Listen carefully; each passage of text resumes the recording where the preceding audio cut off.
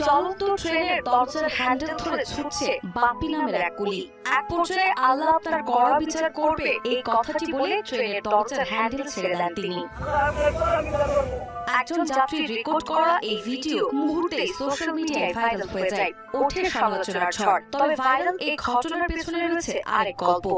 আমি ট্রেনে ওঠার কথা বলে দিয়েছিলাম যে স্যার আপনাকে ট্রেনে উঠায় দিব, আপনি আমাকে খুশি করে দিবেন। যাওয়ার পরে উঠায় দিয়েছি, যেমনি পারছি ট্রেন থামায় দিয়েছিলাম, অনেক দূরে থেকে দৌড়ে উঠায় দিয়েছি। খুশি হয়ে 10 থেকে 8 সময় 50 টাকা দিতে রাজি হলেও বাপ্পি তা না নিয়ে 200 টাকা দাবি করে। সর্বশেষ যাত্রী তাকে 200 টাকা দিতে সম্মতি জানান, কিন্তু বিপত্তি বাধে ভাঙতি টাকা না থাকায়। প্রথমে 10 টাকা সাথে এদিকে আমি নিয়ে নেই স্যার, 10 টাকা কেউ সাথে স্যার 700 টাকা 800 টাকা টিকিট, যে টিকিট মিস হয়ে গেলে স্যার তার যাওয়া হতো না, আবার কি তার সময় নষ্ট হয়ে যেত। এরপর ট্রেন ছেড়ে দিলে চলন্ত ট্রেনের পেছনে ছুটতে থাকে